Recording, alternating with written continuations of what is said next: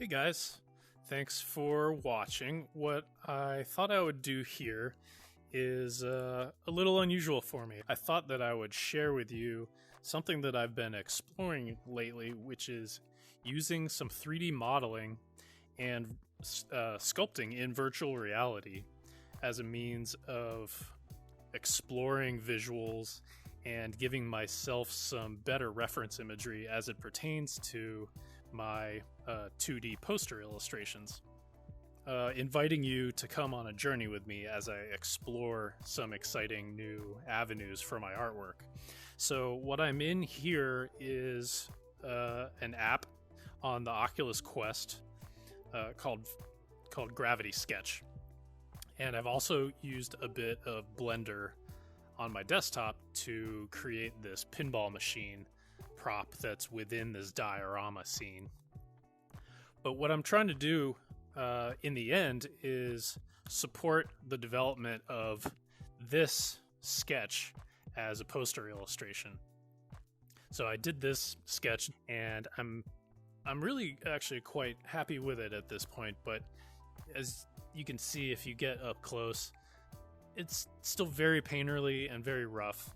And while I'm very happy with the general composition and the movement of the eye around the page, when you get in on the individual elements, they're a little bit loose and sloppy right now. So I'm using VR to pose this scene as a reference and actually sculpt out these individual shapes to give myself some more visual information that I can work from when I am actually doing the line work of the two-dimensional illustration, which will of course later become a 3D poster separate from the 3D modeling process here.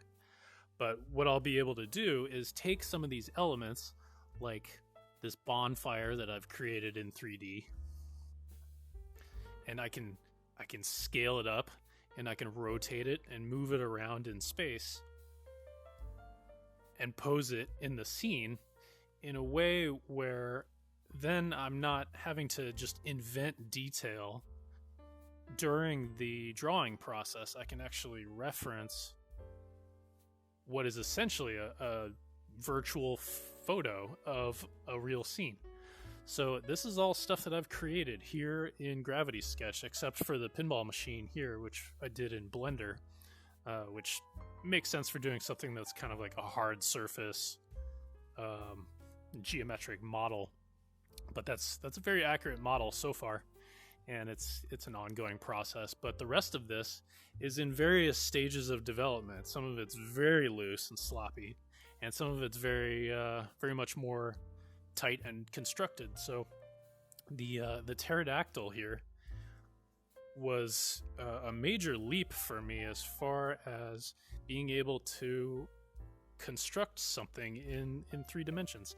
It's set as intentionally a low poly kind of geometric shape, which accentuates the forms. It's very angular,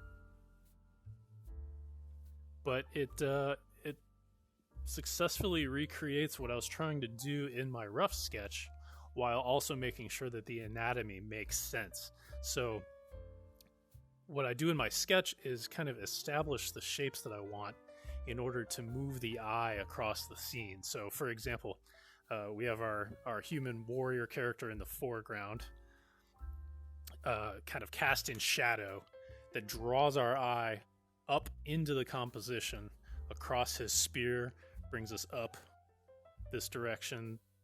The Tyrannosaurus head is pointed back to the left, which draws us across this pinball machine up to the pterodactyl. Then we follow the background pterodactyls back up around the top of the composition. And we follow through this pinball shape. And the whole thing is designed to keep the eye flowing and moving around, finding visual interest. So compositionally, I'm very happy with the shapes, but I want to make sure that the anatomy makes sense. Like, for example, the way that these wings are splayed out here is more functional as far as eye movement goes, but it's not necessarily accurate.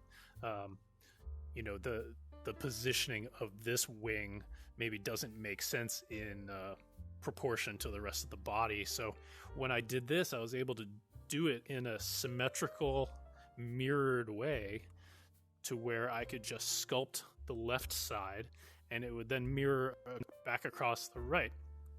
And then I did a little bit of additional posing to make sure that I was going to get the right direction to move the eye. So what I'll end up doing in the final illustration is kind of capture more of this like back and shoulder shape that isn't shown here in the sketch. And then, the wing will curve back a little bit this direction instead to follow more naturally the shape of the proper anatomy. And I was able to construct this pterodactyl using some reference imagery over here to my right that I was able to import from my computer. I downloaded all of these images from the internet, and I was able to then load them in a holding bin for reference imagery. So some of these are stock illustrations. Some of them are actually photos of high resolution 3D models. And all of this is very helpful to me to kind of sample the bits and pieces that I like from one thing or another. Like, for example, the construction of the head in this 3D model isn't quite what I was going for. So I have some stock illustrations over here that I pulled that I was a little bit more happy with and was able to form the direction of the head shape in that way. But it's fantastic being able to bring in all of this reference and move it around in space. And I can position these things and scale them around me in 3 dimensions in a way that you couldn't really do in reality, working in a painting studio. So this is very fluid and very helpful. You can even rotate things to look at them in reverse. So that's been tremendously helpful for me. And also, I should note that something that I'm kind of going for in this illustration is something of a Frank Frazetta style. He's perhaps best known for his paintings, his fantasy paintings from maybe the 70s. But I'm particularly fond of his pen and ink work. His dynamic sense of shape and light and shadow is just endlessly fascinating to me. And while I didn't really want to follow the style of his Pteranodon or pterodactyl here, it's this general approach to the composition and the drama of the scene and the light and the shadow that I want to be able to capture in my work. So by creating this reference imagery in virtual space, I can give myself a better sense of what the light and shadow and shapes are going to be. So, for example, looking at my diorama, we'll roughly be looking through this window pane and can check the proportions. I can move things around in space as needed. They even have a built-in human model that you can pose, which is all very helpful. Ultimately, because I had already worked out so much of the composition ahead of time, a lot of this is kind of redundant and unnecessary, but I'm using this as an exercise to familiarize myself with this platform and this creative tool that I have in front of me here. So let's back out of this document here, and let me show you what I'm working on now, which is going to be the Tyrannosaurus. I'll back out into the lobby where I have access to the rest of my files. Go into T-Rex here. Takes a second to load, and you can see all my reference imagery populating for the Tyrannosaurus. And here we are. We have a bit of the scene just for reference. I eliminated the rest of it for the sake of just simplifying this area, but you can see I have the pinball machine, I have my my pterodactyl, and then I have a rough scribbling to approximate where I want the pose of this Tyrannosaurus Rex And I've gone so far into constructing this head, and I'm very happy with this so far. And it's okay that it's sort of geometric and stylized that way, because ultimately I'm really just trying to determine the rough proportions, and then eventually I'll set the lighting appropriately so that I can, cast things sort of in shadow the way that I want them in my original sketch. But let me show you how I'm working in here. I can turn things around in space, obviously. That's all great for posing, but I'll show you a bit more about the nitty-gritty minutia of pulling together all these like vertices and points to construct a 3D shape. So here I have access to my layers. I can reduce the opacity of things, which is very useful. You can see here in my original sketch for the Tyrannosaur, I have it turned almost all the way down in opacity. That's full opacity. And then I can go in here if I wanted to, and I can manipulate the points.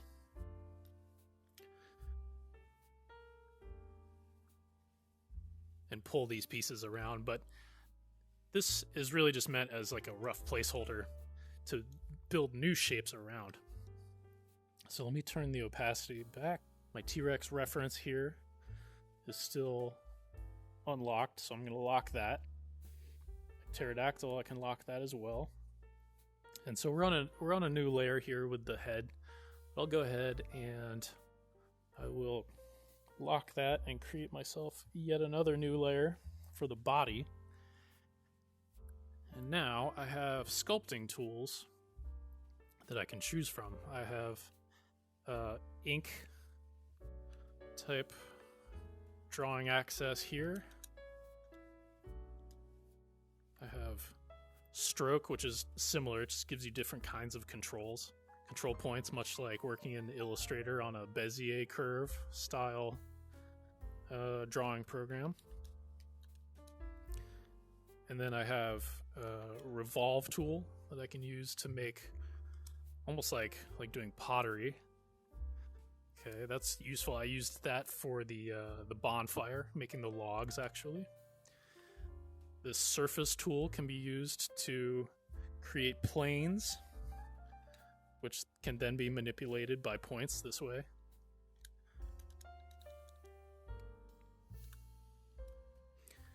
And then I have a volume tool here. This is useful for making things like rocks.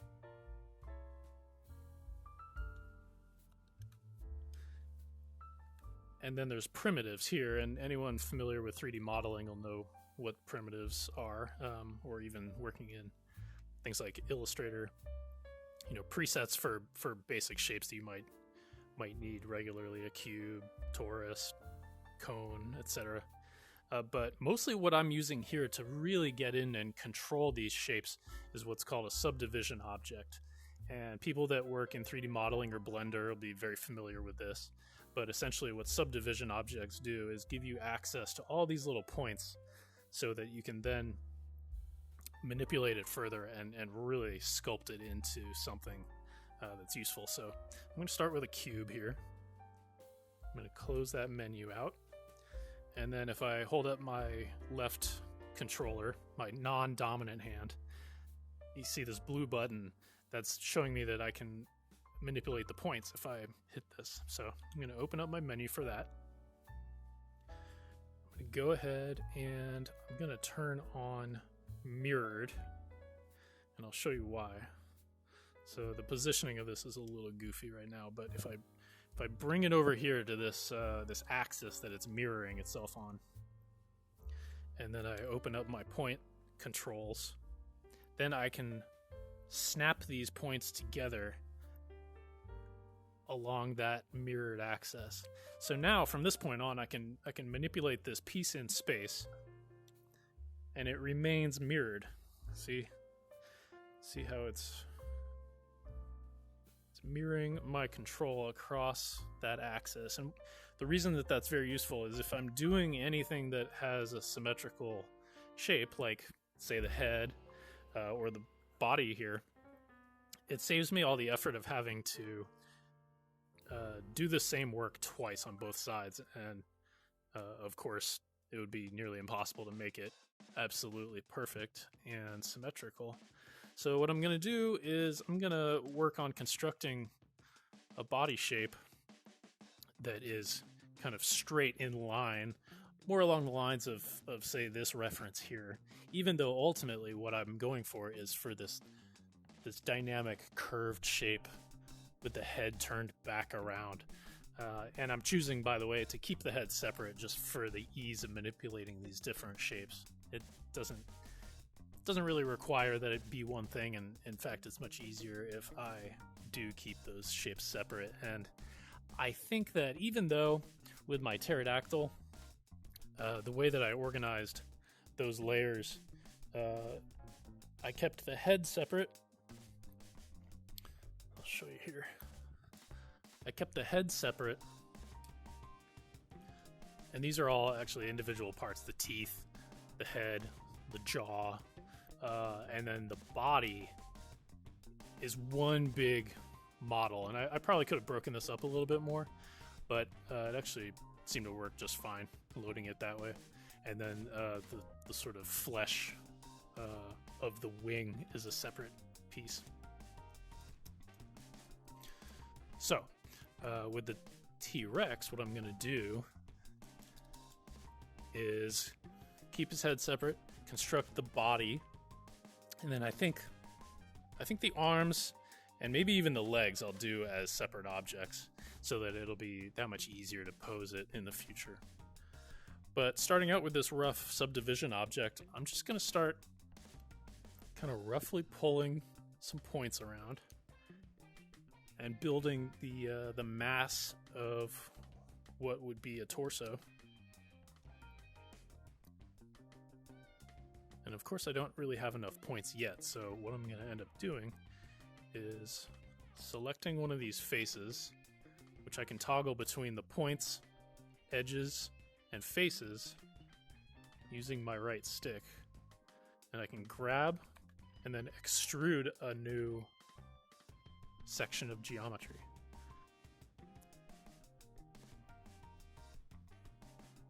And I'm very new to all this, by the way.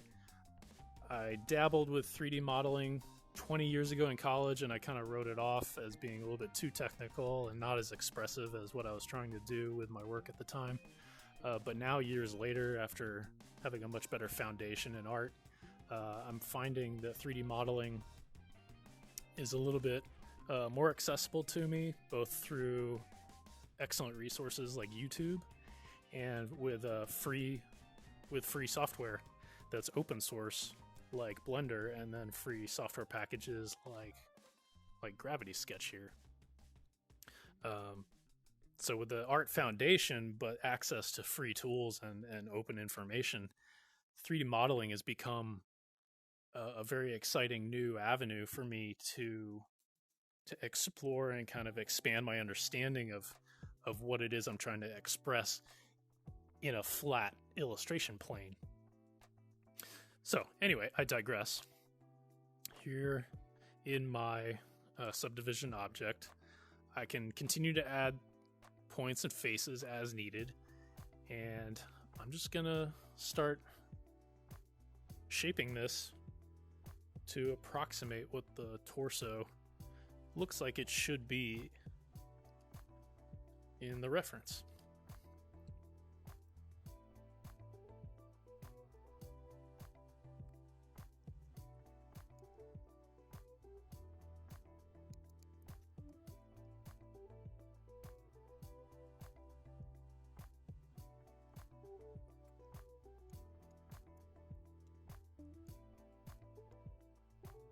Much like in painting, it's important to kind of work big to small and try not to get too much geometry going before you're really ready for it. It's best to stay as general as you can, kind of establishing the shapes before going a little bit too crazy with detail. And I'm by no means a sculptor. I've never felt particularly strong as a sculptor, nor have I really felt like there was something that I wanted to say with sculpture until now, where it's been using it as an informative reference to my 2D illustration work, that sculpture has started to feel relevant to me, and it's really driven me to learn some new tools and understand what's actually happening in 3 dimensions. So I'm kind of learning how to slowly build up a shape with as little information as possible first, and then add it as I go. So, for example, when I might want to start adding in some edge loops for more detail is when I want to start trying to establish some more of these like intricate curves that are happening in the body.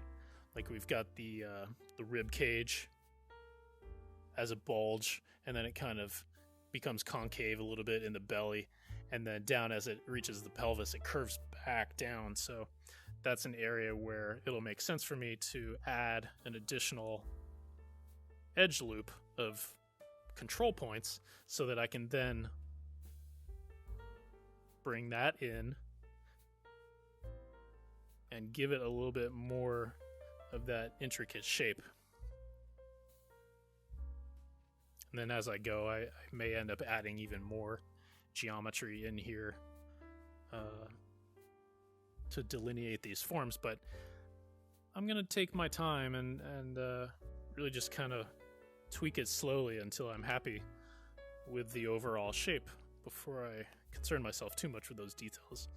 I can tell already from this angle that I'm probably going to want some extra edge loops along here and here to kind of round out that form. But before I do that, there's something that I can do in here, which is to, let's see, where is my menu? There we go. I can use subdivision to round out the forms. And again, this is one of those things that 3D modelers and sculptors are familiar with, but essentially what it's doing is it's giving me additional like simulated control points and rounding out those forms. And sometimes that might be useful, and sometimes you might want to keep that sort of geometric low poly look, but this is very helpful to get a sense of what my overall shape is going to be. So again, if I turn that subdivision on and off, you can see how subdivision modeling rounds out all those forms and shows me where I may or may not have some problems, where I might want to accentuate some certain details. So for example, pulling these points in and out so that I kind of retain those rounded contours. Then if I turn off subdivision, it really exaggerates those curves. So finding a happy medium there at this stage is kind of what I'm after. And then as I get further along, I'll probably add some more edge loops in order to give me the best of both worlds. But for right now, I think this level of detail is going to work nicely for me. And here where the tail is, what I'm preparing for is to do some extraction, or extrusion, I should say. I'll select these points. There we go. And I'll just start pulling this out. And with my control stick on the right hand, I can reduce the size of the extrusion. I can also round it out by pulling down. It kind of averages those points. It's very helpful for smoothing. I can expand it out, I can shrink it down. And so I think the thing to do here is just extrude along a series of points, slowly reducing those faces so that it eventually tapers to the pointed end of a tail.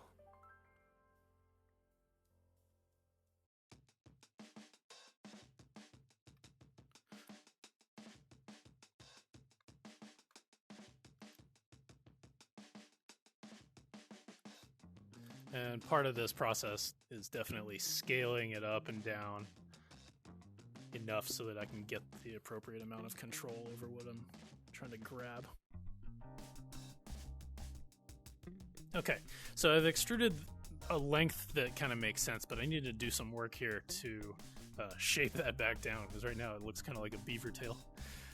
But it's easy enough to do, just grabbing my points and pulling them in towards that mirrored axis that is.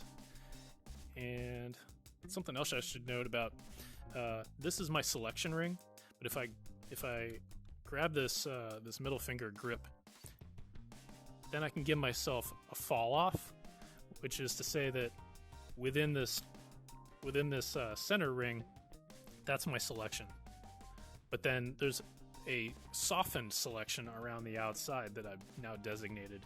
And what that does here is it gives me kind of like a softer movement around the edge, to where it just allows me to more softly, gradually sculpt these points around instead of just moving one at a time. This is very useful and very, very intuitive process.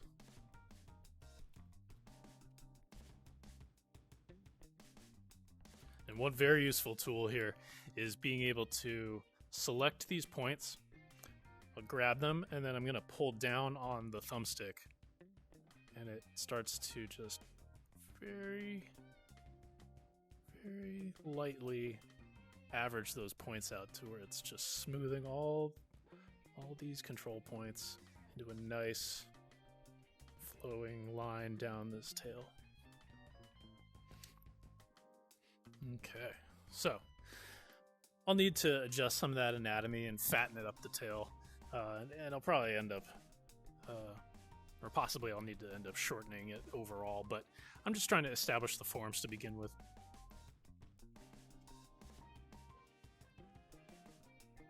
It might even be easier to just beef up the size of the body here, which is easy enough to do just by selecting the points and then hitting to the right on my thumbstick.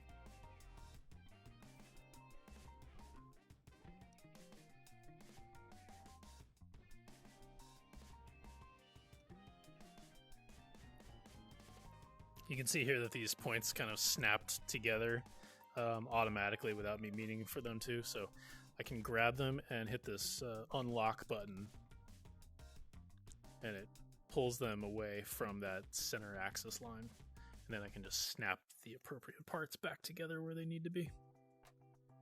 Perfect. I think I could probably do a better job of tapering this end. Maybe another edge loop there.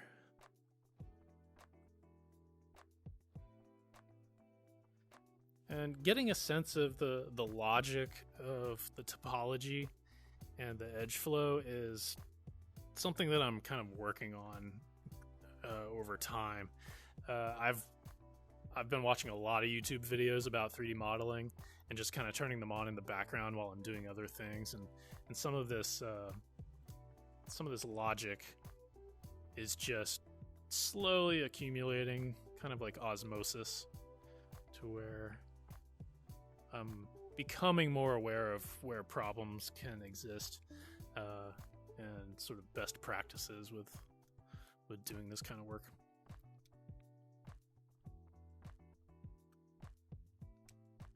And again, none of this is meant in any way to be an instructional video. I'm just kind of inviting you along to kind of explore this with me as I get a handle on it myself.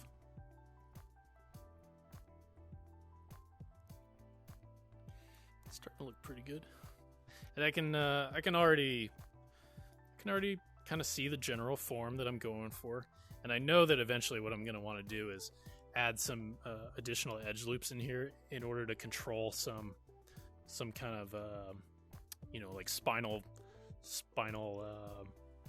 what would you call that, spinal column like ridges on the back, even though it's not so much prominent in the reference imagery. That's just one of those things that I like to introduce into my illustration work, just for visual interest. Almost more like a crocodile would have this like accentuated, these accentuated like notches on the back going down the spine and the tail. But for now, I'm just trying to establish the general shapes. Now, one thing that I could do if I wanted to keep this all as one piece is to extrude this face to then construct the leg and go down this way. And that would work really well. But I think I'm going to actually try to do that separately. It'll be much easier for me to kind of pose things in the future. And the same thing with the arms. I think it'll just be more flexible for me if I do that as a separate piece of geometry. Let's bring this neck in a little bit.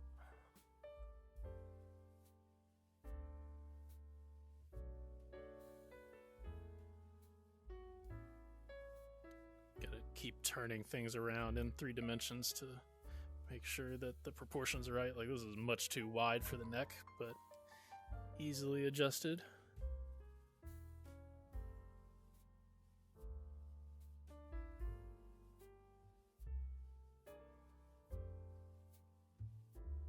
Add an edge loop there so I can get a little bit more of this sagging neck flesh. And that is your disgusting phrase of the day.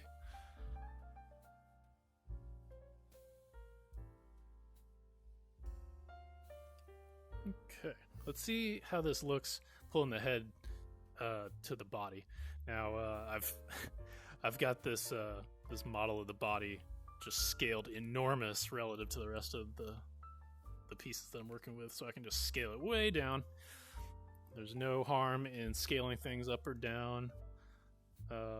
Much like Illustrator versus Photoshop, you're not going to lose any resolution or detail by scaling things up and down. This is like infinitely scalable, which is very flexible and useful.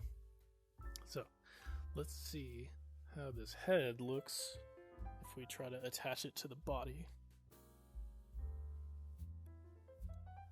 Scale it up.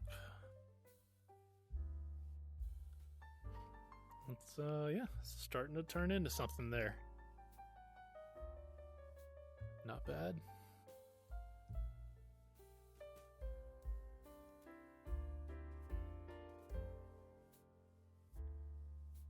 And I'm just looking to see, which parts of the body kind of protrude, which parts are more concave. Like, I can see that I'll need more of a recessed area to accommodate a leg.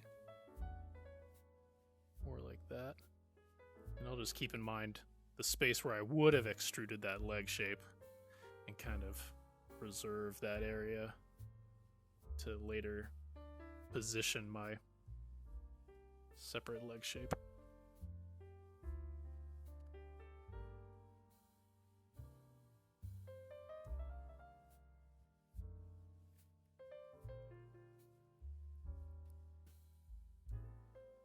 And you can see here that I've added some additional edge loops in order to really capture the right curve of the neck.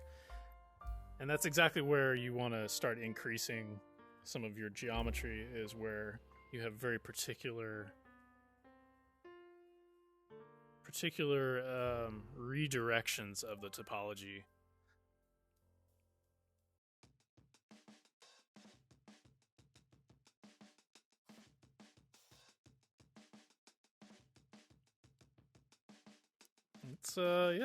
That's starting to look really good. Not bad. Alright, let's see. Let's go ahead and create a new shape for the sake of making a leg. And I'm going to do a subdivision object. I'm going to start with a cube. Alright.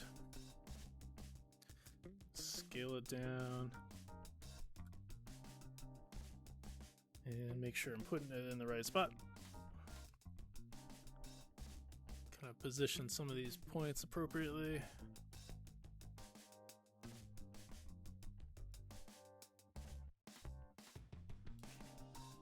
Okay. Can't even tell the difference. Looks like it was meant to be there. Now, of course, I can then extrude it down further. Just give myself a little bit more to work with.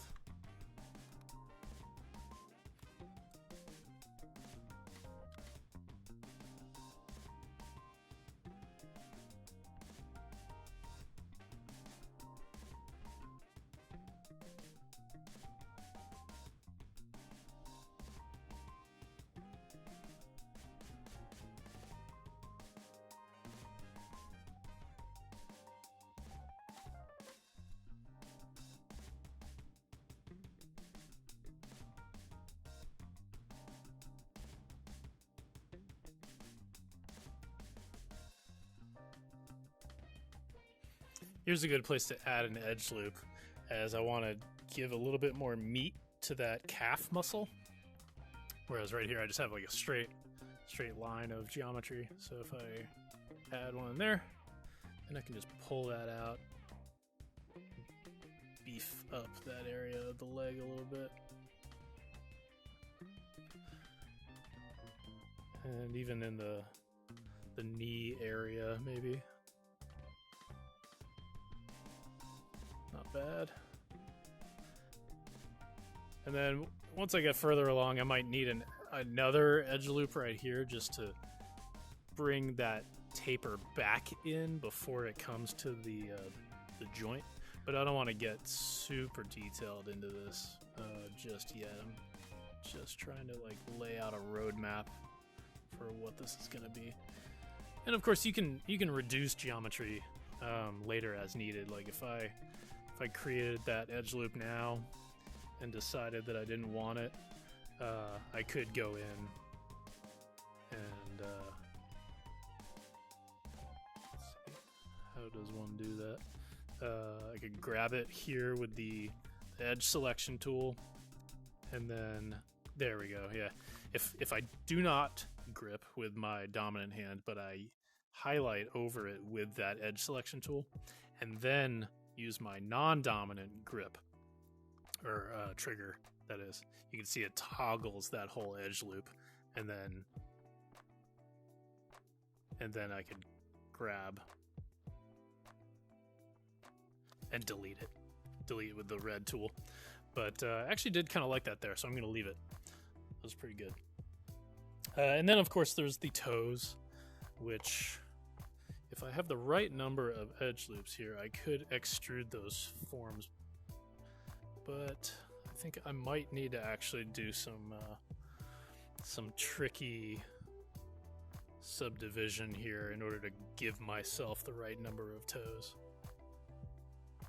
This is the kind of stuff that like a month ago I wouldn't even have had a clue how to do, but the knowledge is coming so like gradually but significantly. The learning curve for doing this 3D modeling is just so steep that what I've found is instead of it being discouraging, it's actually very exciting because I'm constantly making progress, even if I still have like miles and miles to go in my learning. It's very exciting being able to learn so much so fast. Yeah, so you can see the geometry here doesn't make a lot of sense. Like I've got a full side, a full face right here, and on top of this toe, but on this side, I didn't have the right amount of geometry going into this foot. I didn't give myself what I need to do this right. So I might end up backing all this up, or I might end up finding a place to kind of split this geometry to give me what it is that I do need.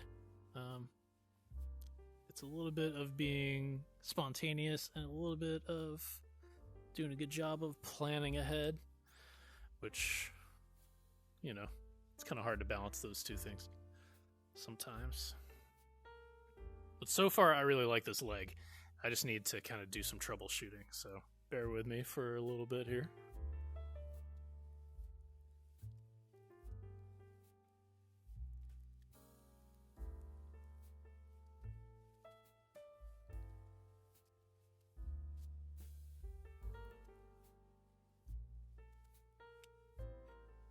Okay, so if you could follow what I just did, what I ended up doing is splitting this face into a three-sided face, which, you know, some people are very particular about staying in quads, working with four-sided pieces. But at this point, I'm not going to concern myself with that too much, because it's at least following a strategic flow where it's spreading out and becoming toes, and then on the way back up the leg, it consolidates back into the right amount of faces. And I think as I learn more, I'll be able to later, break this down into the right amount of faces if I need to do anything advanced with it in Blender, or even here in Gravity Sketch. But the reality is that I'm not doing this to be like a game ready art asset. I don't need it to perfectly deform or anything else that, you know, people concern themselves with as it goes with topology. So for me, this is perfect right now. Similarly, on the underside of the foot, I had to throw in a triangle to make this all consolidate down, but I think it's okay. It looks really clean right now, to my eyes anyway, and I think it's gonna do structurally what I need it to do. And so now what I can do is take each of these faces for the toes, and I can extrude these out further and reduce them down.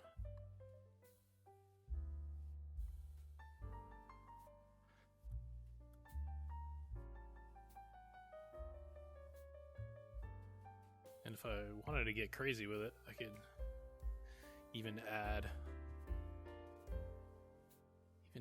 a little toenail type thing. Eventually I'll add in some extra loops and stuff to account for like the knuckles and the bulging of the flesh in between those joints.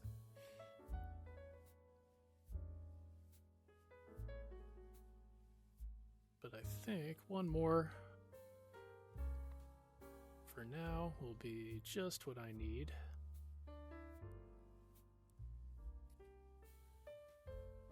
I can spread these toes out a little bit more just to give myself a little bit more leeway between those shapes.